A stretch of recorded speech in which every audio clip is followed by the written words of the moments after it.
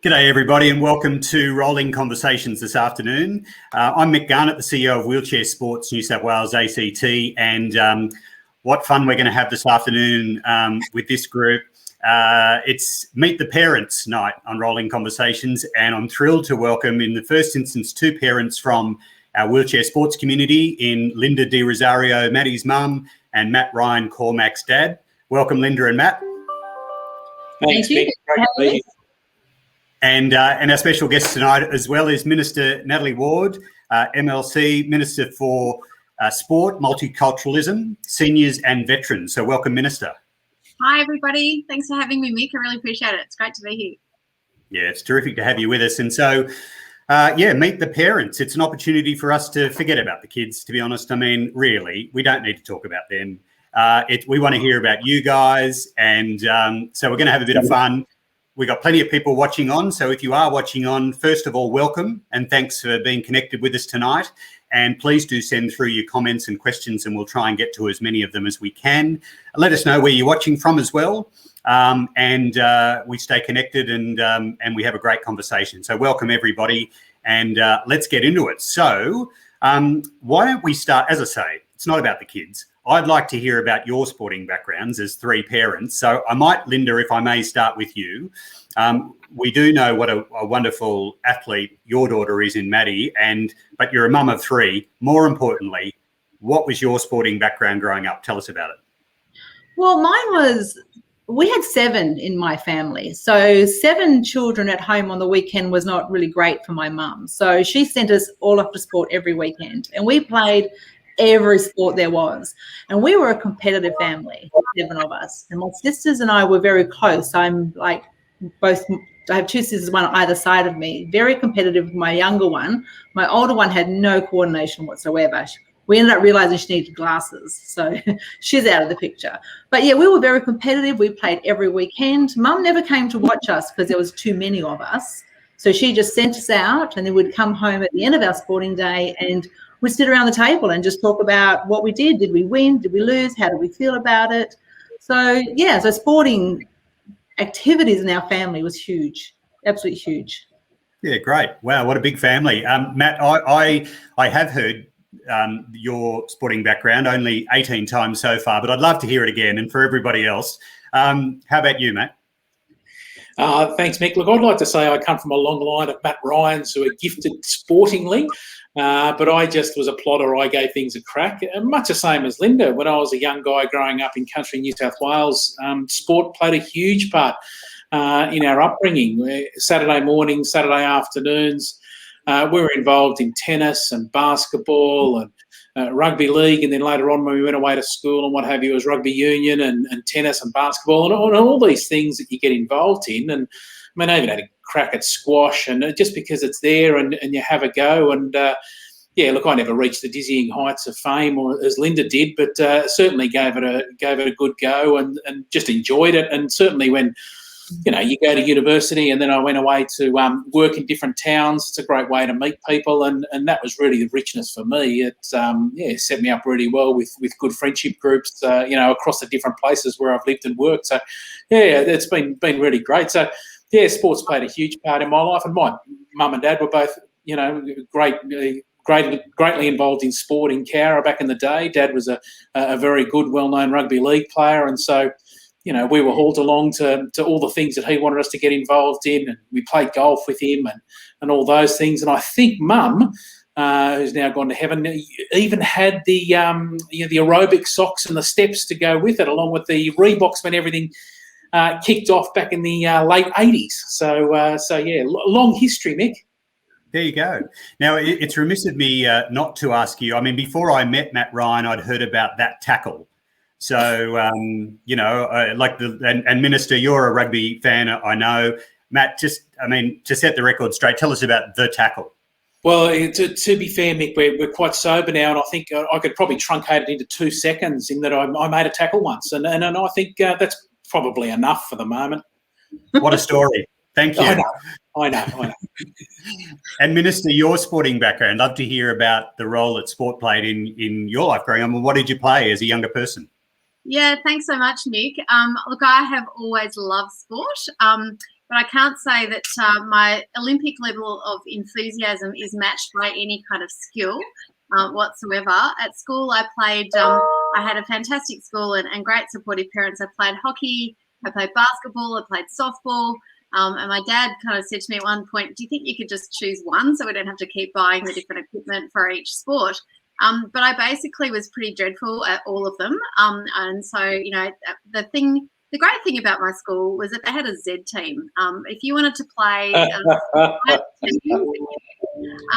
so, you know, my name's not on any honour boards anywhere, but I loved and I felt part of the team. And I went through a bit of that 80s aerobics. I'm old enough to admit that I went through a bit of a leg warmer stage.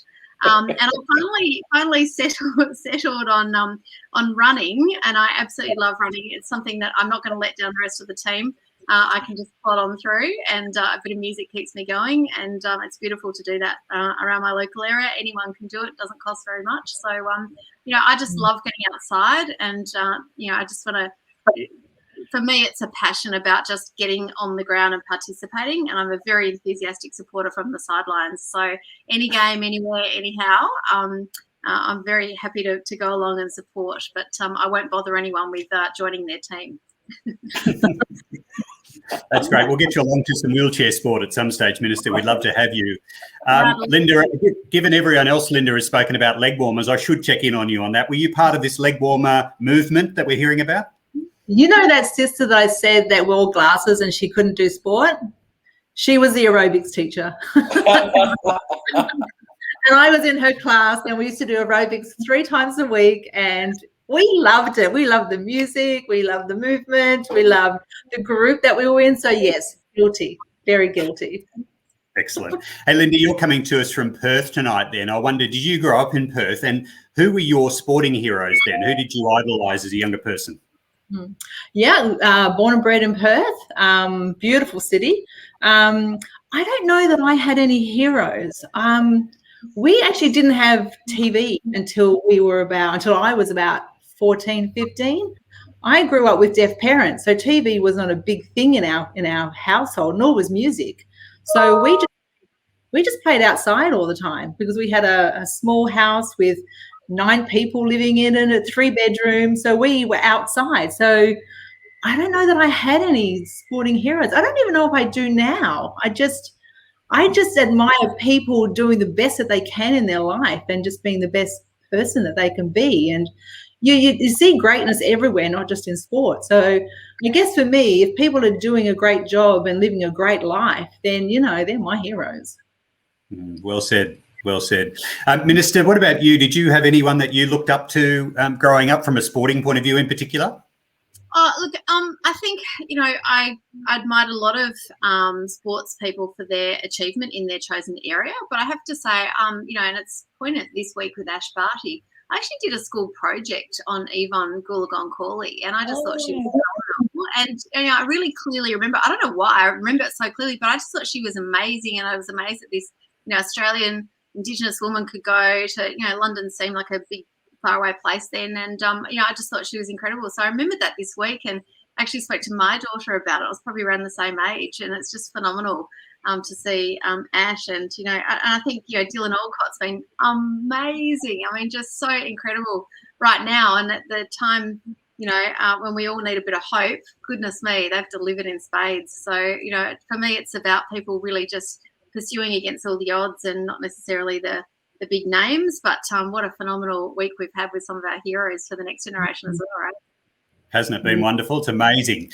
Matt, sporting heroes from your point of view? Oh, heaps. When I was a young guy, I mean, Stefan Edberg and Mats Verlander were still plying their trade. They were great to watch on TV. I remember, you know, watching them play tennis back in the day, and they were wonderful. I remember everyone wanted to be Michael Jordan, and I really enjoyed the doco there. But Danny Ainge was a great player when I was a young guy watching the NBA and those things. And then, of course, there was, you know, we know the Farrers who used to play for Canterbury, and you know, used to love Ewan McKenzie for the Brumbies and the Wallabies and those players. But I agree with Minister and Linda. There's a whole heap of really worthy Australians outside the sporting field, but at the moment we're just awash with these not just great athletes, but really just such great values. I watched with the kids the other day, and Rose the other day, the Euro final, and the way that Gareth Southgate held himself and the message he was giving out about values. And then you watch someone like Ash Barty and Dylan Alcott, and you watch these people who just have these wonderful sense of humility and excellence and aspiration and desire. And they're wonderful attributes for young athletes coming through. And that's been a great week for that, for sure. Yeah, it really has. Matt, a couple of messages there. I draw your attention to the previous one, which was from your family, just saying how good your shirt looks. So yeah, I get dressed in the dark by morning, so that's good. Yeah, no, looking sharp, which is great. And also, and a g'day there from our patron, Louise Savage, OAM, the greatest ever Paralympian. So hello, Louise, and thanks for watching on. And to everyone watching on, please keep sending us your messages of where you're from, because we really want to know that you're with us and that you're enjoying tonight's episode of Meet the Parents. So we should probably talk about the kids, I suppose, because we've got some, we've got some amazing athletes in our community. Linda, Maddie, and what she's achieved so far in the sport of wheelchair track and road. You must be extraordinarily proud of her. What are some of the memorable moments that you've had so far watching Maddie in her sport? I don't know if I'm a normal mum. I mean, I love all three of my daughters and I love what they do, and I'm beside them every step of the way. But when I think of some of Maddie's achievements, I don't gravitate towards her golds or her silvers or her bronze, or I just love that she's doing what she has passion to do, and she's pursuing that and living the best life that she can, no matter what comes her way. I remember going to London, and it was my 50th year, and my family shouted me the trip to London. I went by myself, and I was sitting, chatted with Maddie every night, and I said, I'll see you tomorrow. I'll see you on the track. And she goes, Mum, I won't know where you are in the crowd. And I said, don't worry, babe. We will find each other. We always do. Don't worry about it. She goes, Mum, there's 80,000 people in the stadium. How? Trust me. Just trust me. So anyway, I'm sitting in the stadium. I've got my 2 glasses of wine because that's my Dutch courage, right? So I'm sitting there and I'm going, how am I going to do this? And I see her coming up for the warm-up. So I'm yelling out, Madison, Madison. Of course, she's not going to hear me. And the lady next to me says, oh, are you the coach? And I said, oh, no, I'm just the mum. And she goes, just the mum? So she gets her family, and then this other side, so my left and my right side, all stand up with me. And as soon as Maddie comes around again, we're all yelling out, Madison. And of course, Madison hears us this time. So she's turned and looked at us and, hi, Mum. See, I told you. So, I mean, that's what I remember, things like that she knows that I'm there. She knows that no matter where she is, I'm going to be there, whether on site or thinking of her, watching her on TV, but just knowing that she knows that, her family are always there with her. And that's, for me, that connectiveness and all that. She can do whatever she wants. She can win whatever she wants. But I just need her to know that she's not alone. She's always got somebody backing her up, even on a bad day. It doesn't matter. It's like, how we all go to the office every day. We have a bad day at the office. You come home and you just want your family there to go, it's okay, do it again tomorrow. And that's how I see it. Yeah, lovely. Yeah, thanks, Linda. Thanks for sharing. That's a beautiful thought. Like Linda, Matt, you've got 3 beautiful kids, of which obviously Cormac, we know, but also your 2 daughters and your wonderful wife, Rosie. What about from your perspective in terms of Cormac's sporting career or the sporting pursuits of the kids? What are the memorable moments for you? Yeah, it's a good question. I'm a bit still taken aback by the response. That was just beautiful. That's, I mean, what child doesn't want that from their parents, just to be there on the sidelines? That's really lovely.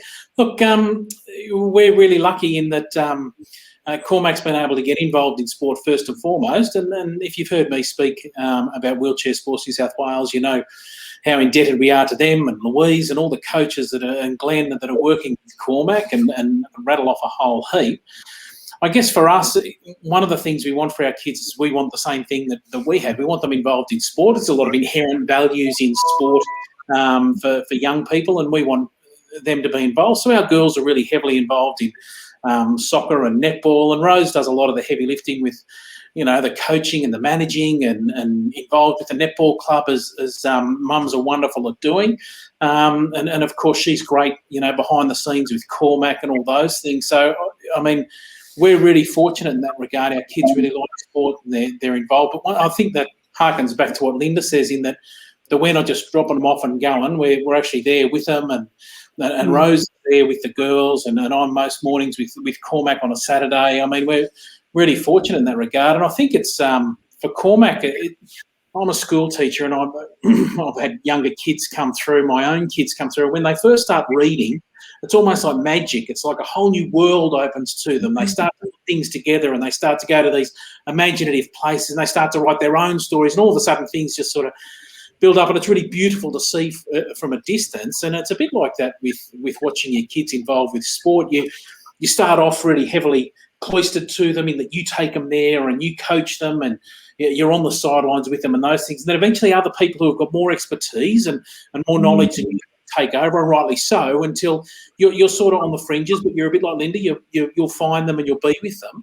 And you want them to be around good people. So it's been a bit magic like that for us with the kids' sport. They're sort of getting involved in other things. My daughter is starting to umpire netball now, and all those little things are starting to come about, and it's beautiful to see. We really love it. Yeah, great. Minister, do you mind if I ask a quick question? I know it's very cheeky. Am I allowed to ask a question, Matt? Go for your life. I heard a bit of a story about how Cormac got involved in the sport, something to do with his mum Rosie maybe sending a tweet to Kurt Fairley. Look, it's a great story, in that we just moved to Sydney for all sorts of reasons from Goulburn, and Cormac was at an age where we wanted him to get involved and all those things, and Rose sent a tweet out and tagged Kurt Fernley in it, and he replied, and all of a sudden, I don't know, it's a bit like my family and hugs. You can't get away from them, and it was a bit like that with the wheelchair sports community. You sort of, once you're in, you can't get out, even if you want to.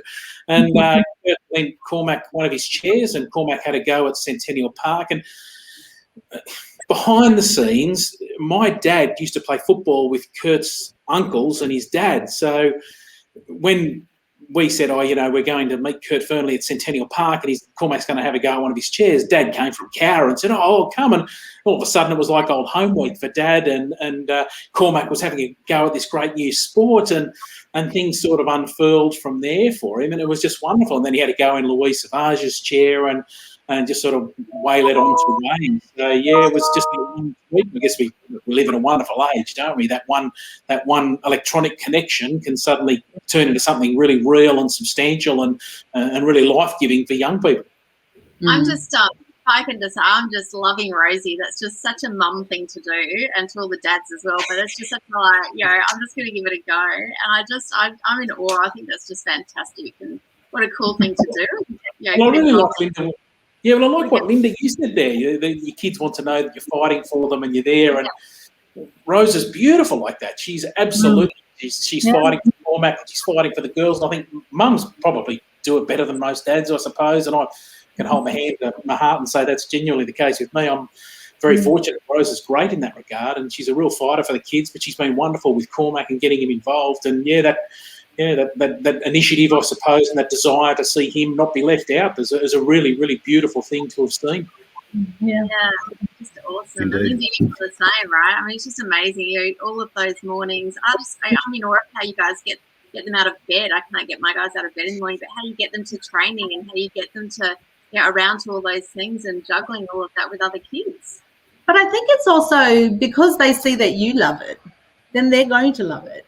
Like I know with my mum also played sport when she was raising 7 children. So we would go and watch her play netball, and we would go collect all the bottles and get money for it. but we would watch her playing and her relating to, her friends and her being comfortable in that arena. And then me playing sport and then bringing my kids into it and just loving it. And then they're seeing that we're together, everybody's loving it. I remember with Madison when she first started finally track, because she tried many other things beforehand and nothing was working for her. And then she started doing track, but I had to bring the other two girls with me because we did it together. So we were all on bikes, and Madison was on her raised chair, and that's how we did it. We just did it together. And then when the other two girls were playing soccer, Madison was the goalie. So she would be in her wheelchair and she'd be protecting the goals. And I mean, we had fun. We all enjoyed it. And it was just this moment where we had dinner together every night. So then we would discuss our day and how did you feel about this? And it was always all of us together. It was just the way that we raised them.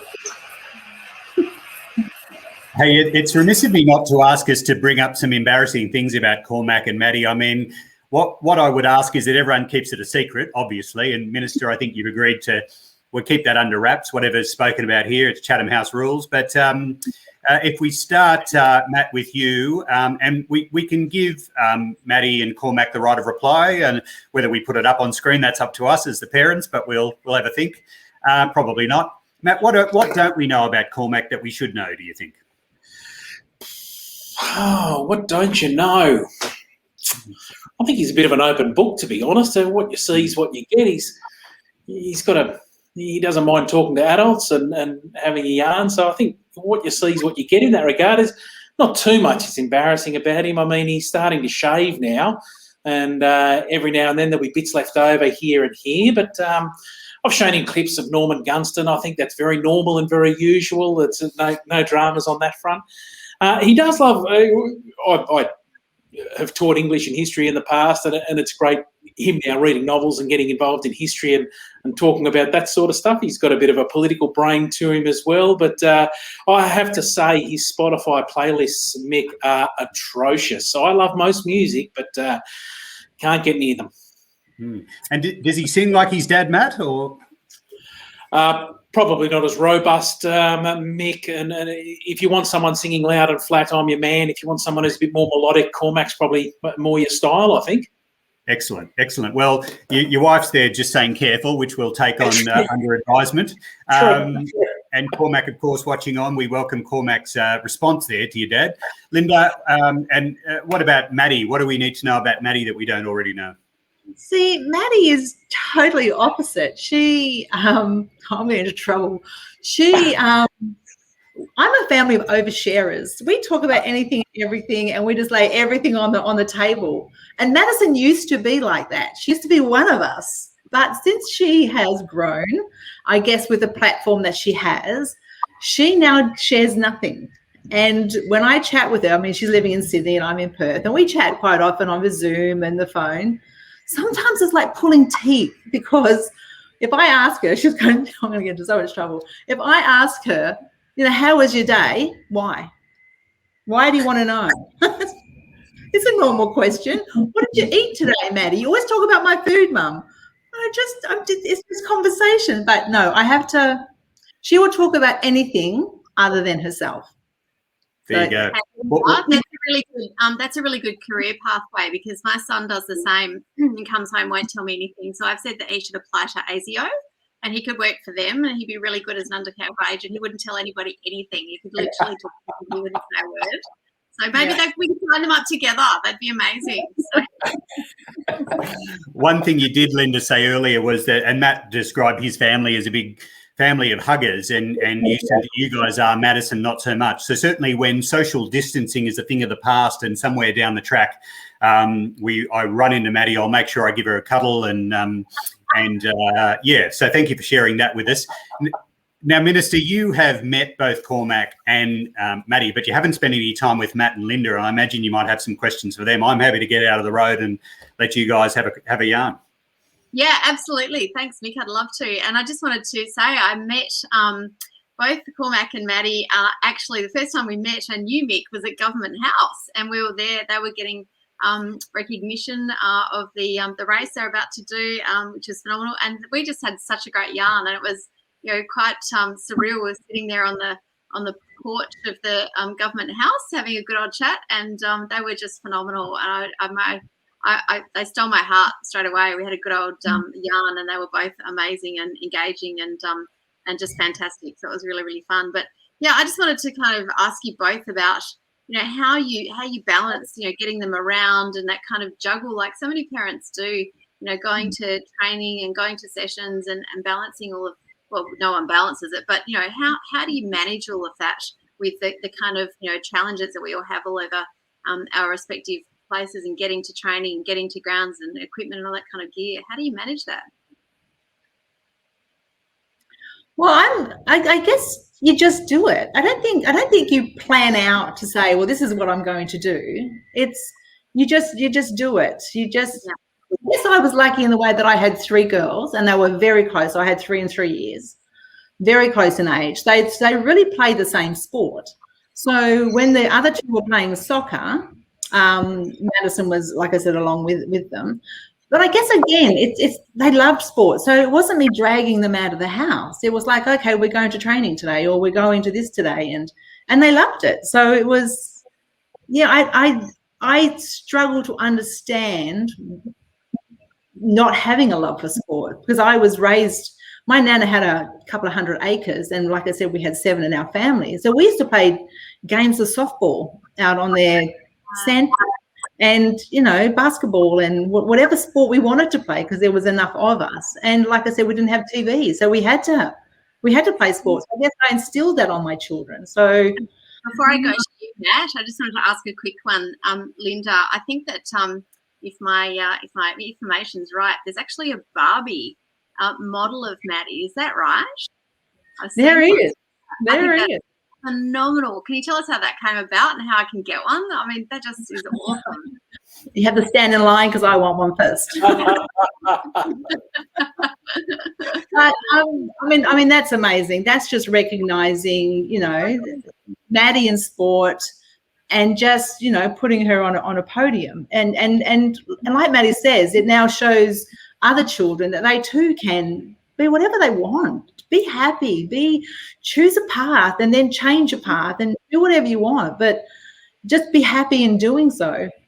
It's that community, getting together with something that you're like-minded with, like whatever community you're in. Like I remember when we first started with Maddie, like we put her into able-bodied sports. She was a dancer before she was 4. We did gym, we did dancing, we did all these things. And it was after that we had to find something more specific for her, because we now have a wheelchair to worry about. So how do we incorporate this in her sport?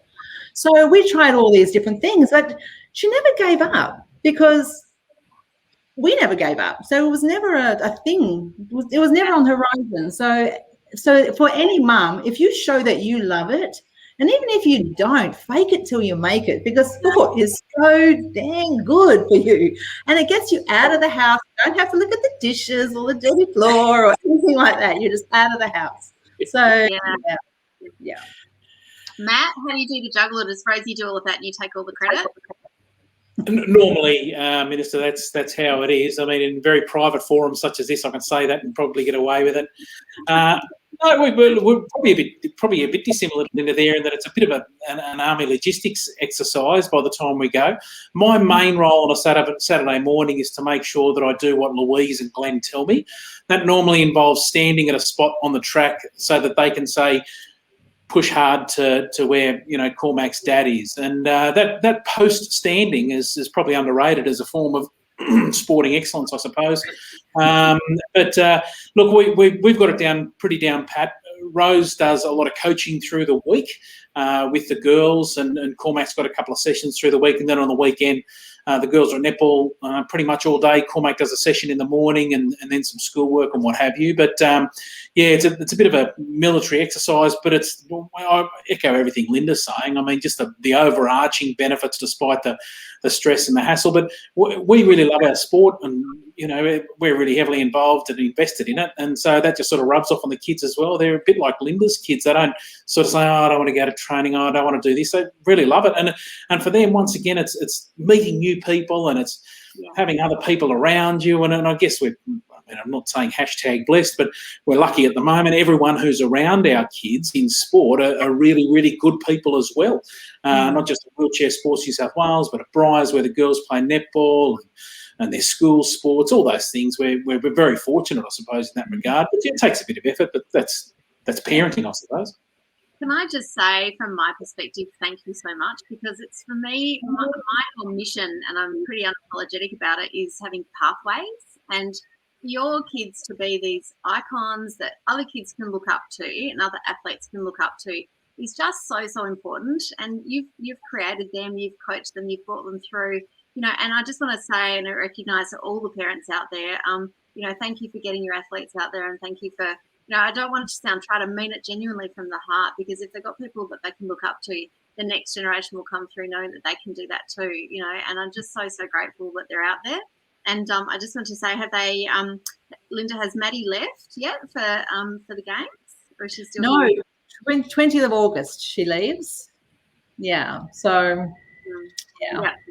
Yeah, very exciting. And so I think Cormac might be on track for maybe Paris, do you reckon, 2024, Matt? Don't know. He's finished nap plan now. He's in year 9. He's got to do his bedroom on the weekend. We'll wait. We'll wait and see. We're planning day by day, Minister. You don't want to go too far ahead. But look, the humility of the people involved in the sports that Cormac is involved in is, I know of no other sport in the world or sporting group in the world where elite international athletes give of the time that they do so generously, so easily, and that's just the way it is. I mean, Cormac and Maddie are good friends, and that's just beautiful for us as parents to be able to sit back knowing that they're supporting the same things that you want as a parent for your child. And for us, Cormac calls Louise Lou. For us, it should be Miss Savage. It's all those things. Yeah, that's right. That's right. But even on that, Matt, I totally agree. I remember Madison going to her very first summer down under in Sydney. Of course, the whole family came with. And, she finished the course, and Chantal Petitclerc, the Canadian elite, came up and said, congratulations, let me buy you a milkshake. And it's just little things like that. And this is an elite, and this is a 13-year-old girl. So just that inspired me to go, yeah, okay, we've hit the jackpot. This is where we need to be. This is a beautiful community. And Chantal went on and did other things for Madison as Madison progressed up her pathway. And it keeps happening. And even Louise, I've seen Louise do some amazing things and just bringing it down to the next generation.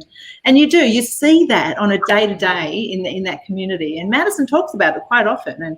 And she tells me things that she's also doing. She doesn't realize she's doing it because she just does it. But it's like, well, you're just doing what you were taught, and now you're bringing it to the next generation. So, yeah, it's a beautiful community, and I'm blessed, and I am blessed because I'm in Perth. That I know that she has that in Sydney, and when she travels around the world. So, yeah, so I can sort of let go a little bit. Yeah, that's really cool. We've got a place in our hearts, a place here. But I often think with some of my colleagues, my son, I said to him once, who's your favourite teacher? And he named his teacher. I said, oh, why? Is she a good teacher? Is she inspiring? He said, no, when we all get cranky, we go outside and kick a footy. And that was my favourite teacher. And sometimes thinking some workplaces, just occasionally you just say, you know what, everyone, outside, let's go. It's a fresh air. I'm sure I'm preaching to the converted Matt. You know more about that than me. But, it's just something about getting outside and getting that that ability to go against each other and work with each other and be competitive and kind of get it out of your system. That I just think is something magical that money can't buy. It's amazing. And having your guys as icons to the next generation, which they're already doing, and following in the footsteps of, oh my gosh, Louise Savage. Incredible. And that stuff that that's a great place to be. That is just a fantastic place to be. And Matt, I'm just going to chuck in there. Matt, do go to the first game that Cormac goes to, because when Madison went to her first game in Beijing, we couldn't go. We were building a house, so all our money was invested in the home.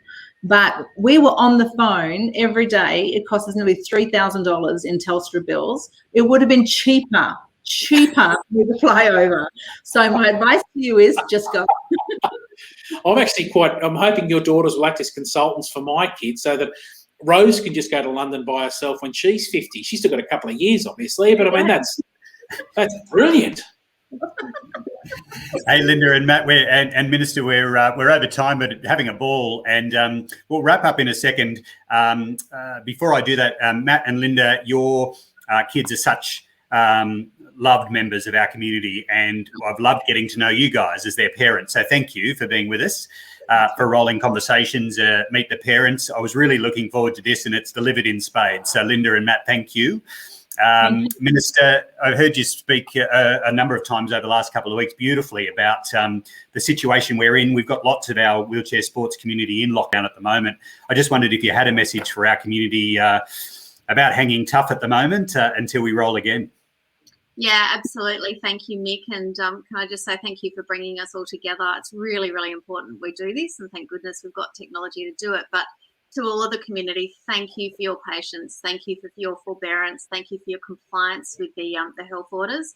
I know it's really hard. I know it's boring, and I know there's times when it's frustrating, but it's just so important, because at the moment this current strain is just so contagious and so awful. I had a briefing just before this actually with Dr. Chant, and we're all wanting to get out of this, but the only way to do it is to be compliant and stick together. We can do it. We've done it before. We can do it again. And my message to everybody is that if you're stuck at home and you're in lockdown and you're saving on the commute to work, then use that time to get outside and get some fresh air. But I'm not being trite about it. It really is really challenging for some people, and particularly mental health challenges. And this is when our community of sport is so important. The thing about sport for me is it's not just the time in the competition. It's everything around it. It's community, it's social inclusion, it's mental health, it's intergenerational, it's seeing older athletes and younger athletes and bringing everybody together. So for me, it's so much more, and it's something I'm really keen to pursue. But for the moment, until we can get back out there, please just hang tight and look after each other and check in. And Mick, you are doing that in spades with this. So thank you, because this is really important, and we keep that going, and it's been fun. So thank you very much for having me. Oh, you've honoured us by being with us, Minister. Thank you. It means a great deal to our community. Now, as we go out, Linda, as an Auslan interpreter by trade, I wonder, how do you do Parents Rock? Just so we know for future reference. I've got an 8-year-old daughter. M. It's an M for mother, F for father. So yep. Parents, MF, parents, rock. Nice. What a great moment to finish on. Minister, Linda, Matt, thanks very much for being part of Rolling Conversations, Meet the Parents. It's been an absolute ball. Thank you. Thank you so much. Good night, everybody. Thank you. Good night.